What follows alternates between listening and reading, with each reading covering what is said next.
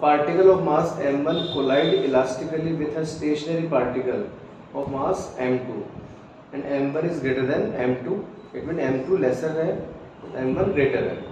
Find the maximum angle through which the striking particle may deviate as a result of collision. Okay? तो देखिए, ध्यान दीजिए, सुनिएगा अच्छे से.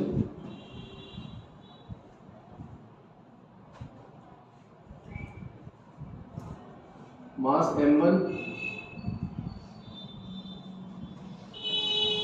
and this is mass m2. Okay, m1 में इनिशियल वेलोसिटी u से मोशन में है और m2 रेस्ट कंडीशन में. ठीक है, m2 स्टेशनरी कंडीशन में और सिचुएशन गिवन है m1 is greater than m2, m2 rest condition में. ठीक है, तो बच्चे अब इस सिचुएशन में after collision m1 body move with velocity v1 and suppose m2 body move with velocity v2. This angle is θ1 and this is θ2. Okay, done. तो excuse, कोई दिक्कत वाली बात नहीं. ये सिचुएशन बेसिकली बन जाएगी. अब कंडीशन अपने को जो दी है, जो गिवन कंडीशन है, उसके अकॉर्डिंग अगर अपन सोचें, देखिए ध्यान दीजिएगा अच्छे से. क्वेश्चन ने कहा पार्टिकल ऑफ मास m1, ठीक है, collide elastically with a stationary particle m2. Okay, done. Elastic collision. Find the maximum angle through which the striking particle may deviate as a result of collision. Collision से जो striking particle, अब striking particle कौन है बच्चों? m1. तो m1 maximum कितना angle deviate हो सकता है अपनी इनिशियल डायरेक्शन से, ये आपको काउंट करना है. इस कॉलिजन में m1 जो बॉडी है, जो स्ट्राइकिंग बॉडी है, स्ट्राइकिंग पार्टिकल है, वो अपनी इनिशियल डायरेक्शन से, मतलब हॉरिजॉन्टल जो डायरेक्शन है उससे मैक्स टू मैक्स कितने एंगल पर डेविएट हो सकता है. ये क्वेश्चन है. क्लियर? कोई दिक्कत, कोई परेशानी? तो जो इसमें अगर हम लोग बात करें तो सबसे पहले हम लोग लीनियर मोमेंटम कंजर्वेशन में बात करें. अपने को डायरेक्शन का रोल है यहाँ पे. अब max to max angle manage करना है. इस पर अगर हम लोग बात करें, देखिए ध्यान दीजिएगा, सभी सुनिएगा. According to linear momentum conservation law, तो लीनियर मोमेंटम कंजर्वेशन की बात करें तो P initial is equal to P final तो हम जानते हैं, लेकिन हमें एक स्पेसिफाइड डायरेक्शन पर बात करनी पड़ेगी, तो मैं इसका वेक्टर फॉर्म ले लूँगा. Okay, done. ध्यान देना अच्छे से. तो P initial m1 u1 and P final m1 v1 plus m2 v2. क्या हम लोग इस तरह से मैनेज कर सकते हैं? बताइए. तो समस्या, तो दिक्कत वाली बात है. टारगेट को क्लियर रखना. क्वेश्चन आपके पास आ चुका है, तो टारगेट में क्या कहा बेटा मुझे? Find the maximum angle through which the striking particle may deviate as a result of collision. तो जो मैक्सिमम एंगल आपको काउंट करना है जिस पर कि आप इसे डेविएट कर सकते हैं. ठीक है, m1 मैक्स टू मैक्स कितने एंगल पर डेविएट हो सकता है, ये आपका टारगेट है, आपका टास्क है. तो ठीक है, टास्क पर आगे बढ़ते हैं. ध्यान देना, सुनना. इस सिचुएशन में अगर हम लोग बात करें तो कैसा कर सकते हैं? m1 u1 minus m1 v1 m2 v2. Yes और नो? हमारा टारगेट क्या है? हमारा टारगेट है इस बार m1 को फोकस करना और उसकी v1 का एंगल निकालना है. तो क्यों ना हम लोग v2 को टर्मिनेट करने की कोशिश यहीं से शुरू कर दें. तो हम लोग यहाँ से v2 की वैल्यू को मैनेज करना स्टार्ट कर रहे हैं. ध्यान दीजिएगा, सुनिएगा. तो जो ये स्टेप है, अगर मैग्नीट्यूड फॉर्म लो, मैग्नीट्यूड फॉर्म, तो मैग्नीट्यूड फॉर्म कितना आएगा बच्चों? u1 square plus v1 square minus 2 u1 v1 cos of θ1. Yes और नो? u और v. तो यहाँ से u1 कितना ले लेंगे? अपन u ले लेंगे, या फिर इसको भी u1 कर दीजिए, क्या दिक्कत है? एक ही बात है. डन. थोड़ा m1 कितना रहा? Under root u1 square plus v1 square minus 2 u1 v1 cos cos of theta 1 is equal to m2 v2। तो यहाँ इस सिचुएशन में आप लोग v2 को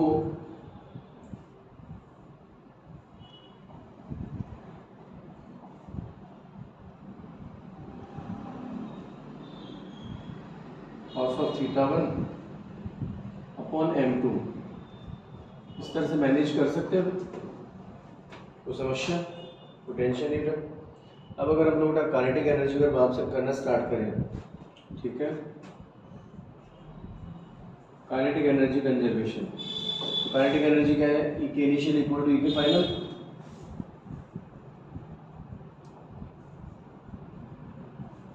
इनिशियल काइनेटिक एनर्जी क्या था, half m1 u1 square is equal to half m1 v1 square और plus half m2 v2 square.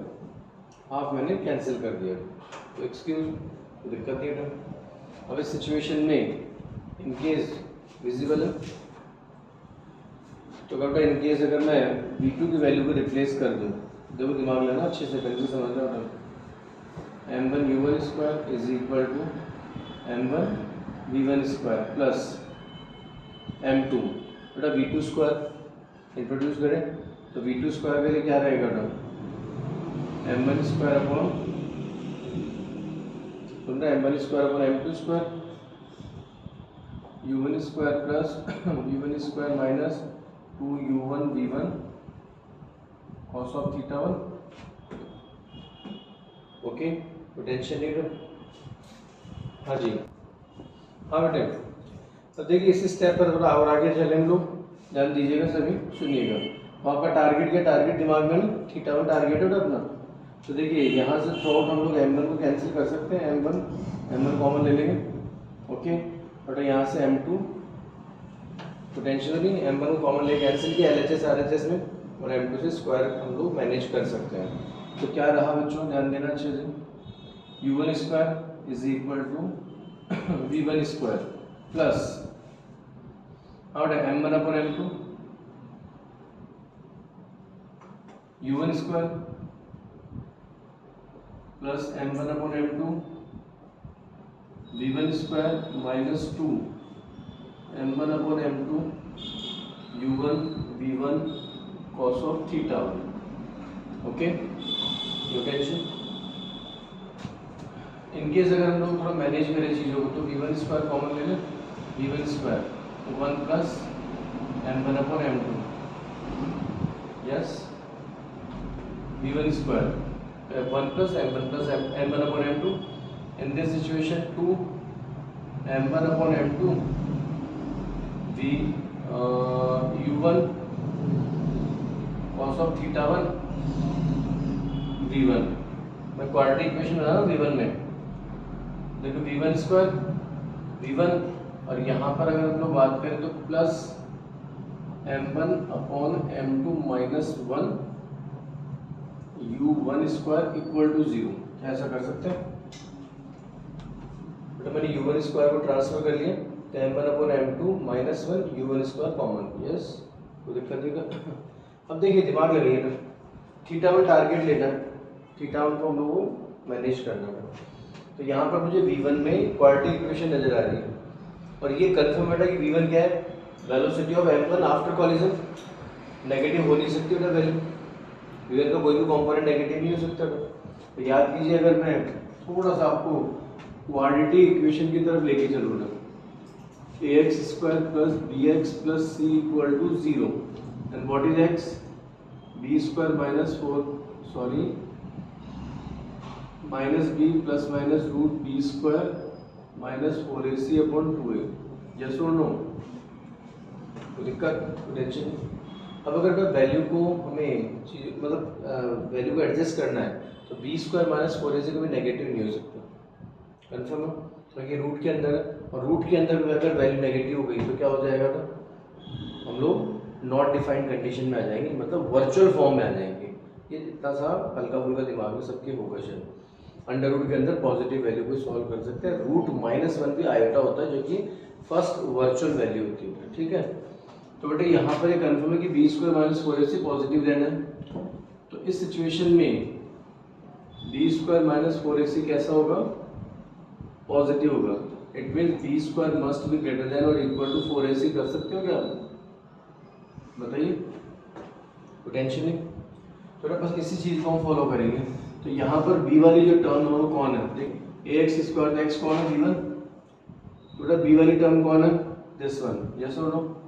तो बी स्क्वायर सुन रहे हैं ना, तो 4m1 square upon m2 square u1 square cos square theta one, ये B square must be greater than और equal to 4ac। तो 4a, a क्या है बच्चों, एक्स स्क्वायर का कोफिशिएंट, तो a क्या होगा v1 स्क्वायर का कोफिशिएंट, तो क्या होगा 1 plus m1 upon m2 into c क्या होता है, कांस्टेंट टर्म, मतलब without variable.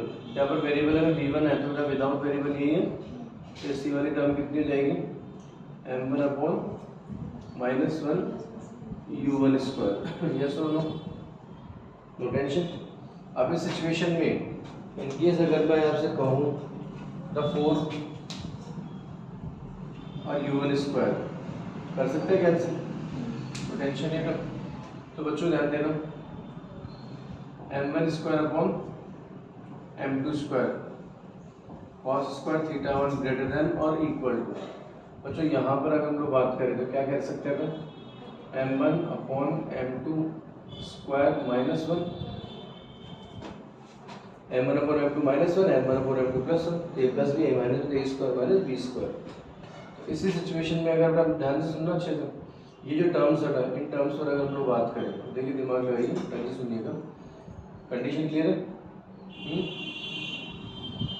Cos square theta one is greater than और इक्वल टू, बेटा m1 square into m1 square upon m2 square, इसको मैं ट्रांसफर कर रहा हूँ तो मल्टीप्लाई में डिवाइड में शिफ्ट होगा, क्या कितना रहेगा 1 minus m2 square upon m1 square आ जाएगा, यस और नो, पोटेंशियल कोई दिक्कत।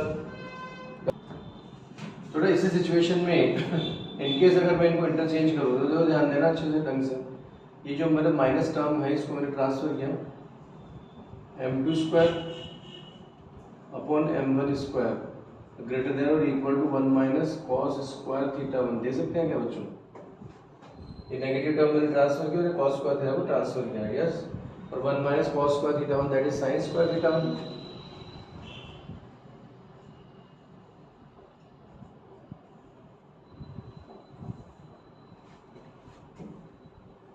तो बेटे इस सिचुएशन में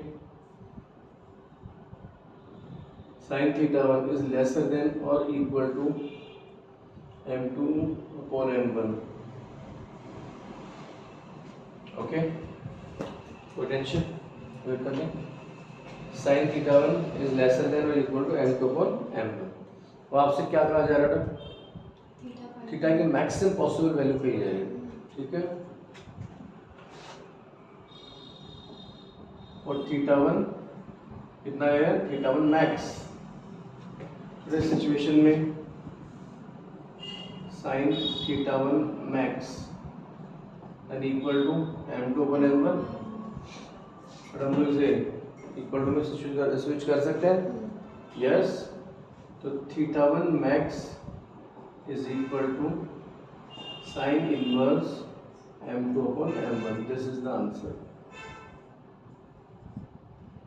कंडीशन क्लियर, कोई प्रॉब्लम, कोई दिक्कत?